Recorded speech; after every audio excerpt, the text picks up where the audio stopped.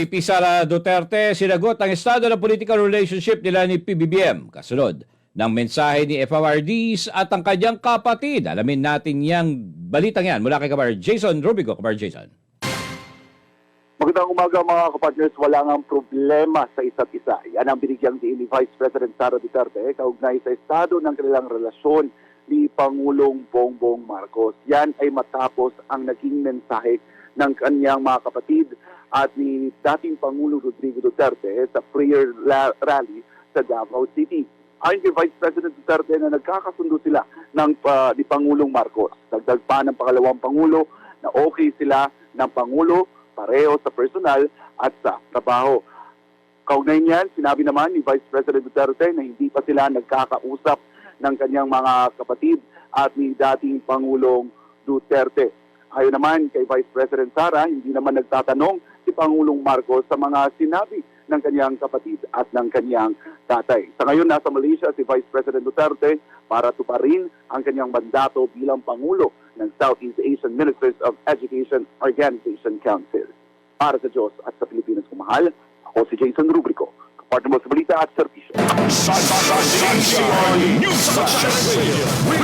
Samantala, Interfaith Prayer Rally para pagkasunduin sina Marcos at Duterte nakatakdang isagawa. Alamin nating ang detalye ng balitang yan mula kay Kabar MJ Mondihar. Kabar MJ. Sinabi kamakailan ni dating Pangulong Rodrigo Duterte na gumagamit ng cocaine si Pangulong Bongbong Marcos. Bumanat naman si Marcos na may tama ng fentanyl ang dating Pangulo. Isang kilalang painkiller ang fentanyl at piniprescribe ng mga doktor. Ito na ngayon ang banatan ni Marcos at Duterte na para sa mga taga-simbahan ay nakasisira sa bayan. Kaya upang maayos pa ang hidwaan ng dati at kasalukuyang lider ng Pilipinas, isang National Interfaith Prayer Rally ang isasagawa ng mga nagkakaisang religious organization sa bansa. Sumama at pangunahan isa pong nationwide prayer gathering na amin pong i-organize kasama ng lahat ng religious groups all over the Philippines para sa ganon ang ating bayan sa kanilang pangunguna ay at this point in time makalapit sa Diyos. Si Belhica ay kasapi ng grupong Covenant for the Nation o mga kagaya niyang faith leaders na nais magkabati sina Marcos at Duterte at walang ibang solusyon ayon sa grupo kundi kumapit sa dalangin. Makapagpakumbaba at humingi ng guidance upang pagpalain ang ating bansa at yung kanilang both desire to make a better Philippines. Saad ni Belhica, suportado ng malalaking religious organization ang ideya at maayos ang gusot sa pagitan ng dalawang panig. Hangad din ng grupo na mapigilan ang banta ng panibagong EDSA People Power, bagay na hindi nalalayo kapag nagpatuloy ang bangayan nina Marcos at Duterte. Masaya po namin sinasabi na positibo po ang response ni dating Pangulong Rodrigo Duterte. Sa prayer gathering pong ito, may mga nakausap na rin daw si Belhica sa pamilya ni PBBM para sa opisyal na imbitasyon. Isa sa pinal naman ng grupo kung kailan at saan gaganapin ang aktibidad.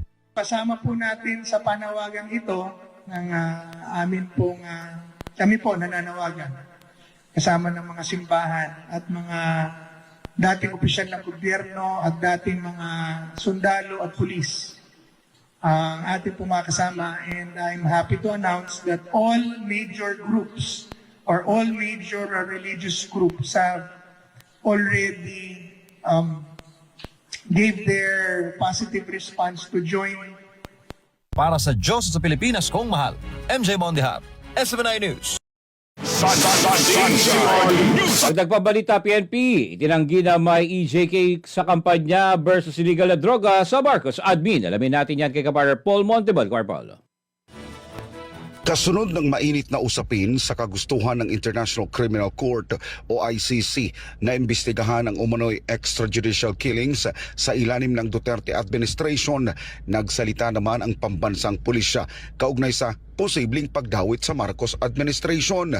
Mayroon kasing inilabas na isang pag-aaral ang University of the Philippines sa Diliman na Project Dahas ukol sa bilang ng mga nasawi sa mga drug operations ng Marcos administration. Mula sa nasabing bilang, 14 umano rito ay napatay ng mga di pa nakikilalang sospek, habang 9 naman rito ang napaslang ng mga pulis. Sa panayam ng SMNI kay PNP-PIO Chief Police Colonel Jean Fajardo, sinabi nito na hindi nila alam ang motibo ng ipinalabas na datos ng Project Dahas, bagamat bukas naman anya sila sa puna ng publiko at agad nila itong iimbestigahan upang maiwasan ang duda sa kanilang hanay, kasama na ang posibleng muling pagpasok ng ICC para tingnan ang posibleng butas sa kampanya na ito ng gobyerno. Well, hindi natin na alam kung ano yung rason at objetibo ng grupo kung bakit nagpapalabas sila ng mga ganitong mga datos. Kung mayroon nagkakamali, may mga question sa mga police operations po natin, ito ay iimbestigahan at aaksyon na ng mabilis ng PNP at hindi natin ito tolerate kung mayroon ng pagkakamali at pang-abuso sa hanay po natin. Paliwanag pa ng PNP, hindi sila nagkukulang sa pagpapaalala sa kanilang mga tauhan na iwasan na masangkot sa anumang irregularidad bago umpisahan ng isang lehitimong operasyon. Well, binibigay po ng ating Chief PNP yung kanyang tiwala sa ating mga regional directors, sa ating mga field commanders. At ang lagi po niyang paalala ay siguraduhin po ng ating mga commanders on the ground na nasusupervise po nila yung kanilang mga tauhan, lalong-lalo na po bago po mag-conduct po ng any type of police operation, at paalalahanan po sila ng mga procedures and protocols at mga paalala na dapat hindi sila lumalagpas doon sa mga itinatakda po ng batas. Nauna nang nanindigan si PNP Chief Police General Benjamin Acorda Jr. na malakian niya ang pagkakaiba nila sa mga nakalipas na administrasyon, bagamat nananatili pa rin naman silang agresibo sa kanilang operasyon na hindi kailangang dumanak ng dugo sa gitna ng pagpapatupad nito. Sa pinakahuling datos ng pamahalaan mula July ng 2022 hanggang December 2023, nakapagtala na ang bansa ng mahigit sa 31 bilyong pisong halaga ng illegal na droga ang nakumpiska ng gobyerno. Mahigit 5,000 rito ang naarestong high-value targets, habang 75,000 naman na mga drug personalities ang naipakulong. Bunga ito sa isinagawang mahigit na 55,000 drug operations sa buong bansa. Para sa Diyos at sa Pilipinas kong mahal, nag-uulat Paul Montibon, SMNI News.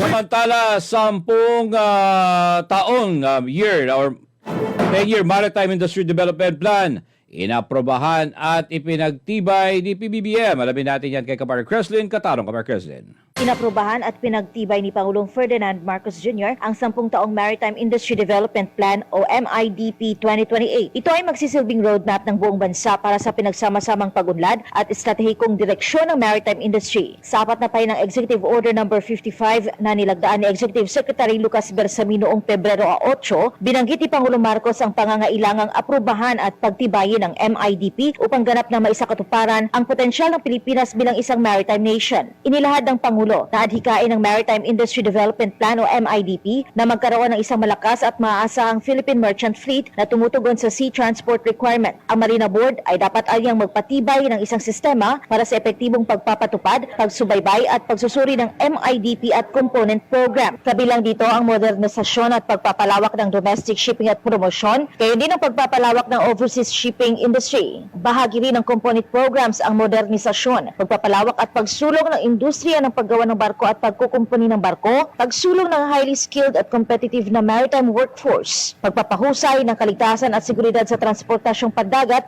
at ang pagsulong ng environmentally sustainable maritime industry. Para sa Diyos at sa Pilipinas kong mahal, Creslin Tatarong, kapartner mo sa balita at serbisyo. At dagdag pang mga balita, mga nasa likod ng bomb threats sa mga hensya ng gobyerno, hindi tatantanan ng PNP. Alamin natin yan kay kapartner Paul Montibon. Paul.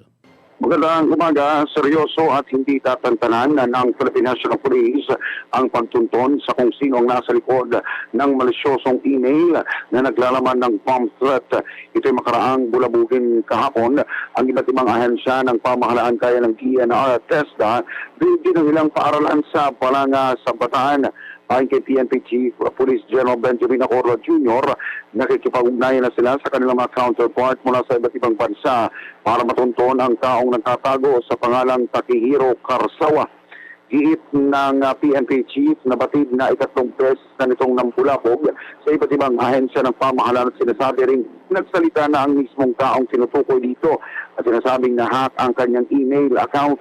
Bagaman nagnegatibo naman sa pompa ang mga nabanggit ng mga institusyon at opisina, sinabi ni Acorda na hindi pa rin dapat magpakakampante lalo't may nangyari ng pambobomba noong isang taon sa Mindanao State University sa Marawi City kung saan 4 ang nasawi rito. Para sa Diyos at sa Pilipinas, kung mahal, nag-uulat Paul Montibon, kapartner mo sa Balita at Serbisyo. Samantala, economic provision ng konstitusyon hindi kailangan baguhin upang mahikayat ang investor. Ayon yan sa isang ekonomista. Alamin natin yan kay Kapartner Daniela Paulite. Without changing the constitution, we are already attracting investments, no?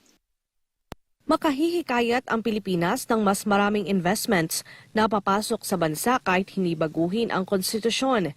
Yan ang binigyan linaw ng ekonomistang si Dr. Michael Batu kasunod ng kontrobersyal na pag-amyenda ng economic provisions ng saligang batas. Kailangan lang anyang bumuo ng mga kondisyon upang maging profitable o kumita ang mga mamumuhunan na papasok sa bansa. Ilan kasi sa nakikita ni Batu na balakid kung bakit hindi na ma-maximize ang mga investment sa bansa ay ang mataas na singil sa kuryente, kakulangan ng mga infrastruktura na magdudugtong sa supply chain at ang red tape.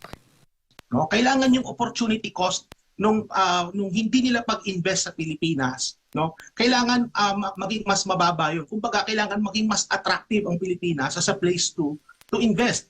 Without changing the constitution, pwede naman tayong makapag-attract ng mga investments as long as yung mga nabanggit pong necessary conditions are in place. Sabi ni Batu, kailangan nating makahimok ng foreign investments para mapabilis ang pag-unlad ng ating ekonomiya.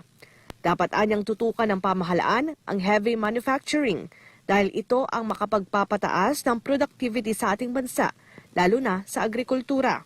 Kasi kung magre-rely lang tayo doon sa kapital na na-generate sa loob ng Pilipinas, medyo matatagalan po yung ating proseso ng pag-unlad. Kaya kailangan natin na makaakit ng maraming foreign investment. Kamakailan nga nang sinabi ni Pangulong Bongbong Marcos na bukas siya sa suhestyon na amyandahan ang economic provisions ng saligang batas maliban na lang ang mga nasa kritikal na sektor. Para sa Diyos at sa Pilipinas, kung mahal, Daniela Paulite, SMNI News. At para sa uling detalye ng ating balitang nasyonal na sa bata suspected terrorist, pinabalik na sa kanilang bansa. Alamin natin ang balitang yan mula kay Kabar Jun Samson. Kabar Jun. Kinumpirma ng Department of Justice na may naharap na suspected for Terminal 3. Ang naturang pasahero na 31 years old ay nabatid ng isang Belgian national pero hindi muna pinangalanan habang patuloy ang interrogasyon. Sa inisyal na verifikasyon ay lumitaw sa derogatory system ng International Police na nakabase dito sa bansa na may hit ito at dati nang nasangkot sa terrorism-related crime. Dahil dyan ay hindi na pinapasok sa ating bansa ang nasabing foreign national alinsunod sa Section 29 ng Philippine Immigration Act na nagbabawal sa pagpasok ng kahit sinong foreigner sa Pilipinas na pinaniniwala ang nag-uudyok o nagtuturo ng karahasan para labanan ang mga otoridad. Para sa Diyos at sa Pilipinas kong mahal, June Samson, kapartner mo sa Balita at Serbisyo. Sunshine News Blast. Business News Blast. Sasakyan, kayang maglakad. Target ng Hyundai. Alamin natin detalyang balita yan mula kay kapartner Chara Atim. Ginagawa ngayon ng Korean automaker na Hyundai ang isang four-wheeled automobile na kaya maglakad. Ang konseptong ito ayon sa automaker ay maaaring panibagong uri ng rescue vehicles dahil target ito ang magiging accessible ang mga lugar na mahihirap puntahan. Una nang isiniwalat ng Hyundai ang konseptong ito noong January 2020. Sa ngayon ay wala pang tiyak na release date para sa nabanggit na proyekto. Para sa Diyos at sa Pilipinas kong mahal. Chara at team kapartner mo sa balita at serbisyo. International News Blast. Pamamahala ng Afghanistan rason na lalong pagbagsak ng bansa ayon sa Human Rights Watch. Alamin natin yan kay Kapar Margaret Percasio. Lubusan ng mababa ang foreign assistance na natatanggap ng Afghanistan. Nagapak na rin ang health system ng bansa at seryoso na ang pang-aabuso ng Taliban sa mga kababaihan ayon sa Human Rights Watch. Simula noong taong 2021 ay mas naghirap pa ang bansa at mas marami ang nagugutom. Itinuturong dahilan ang pamamahala ng mga Taliban kung bakit lalo pang bumagsak ang Afghanistan at kung bakit hindi na rin nagbibigay ng ayuda ang international community ayon sa grupo. Para sa Diyos at sa Pilipinas kong mahal, ito si Margaret Percasio, kapartner mo sa balita at serbisyo.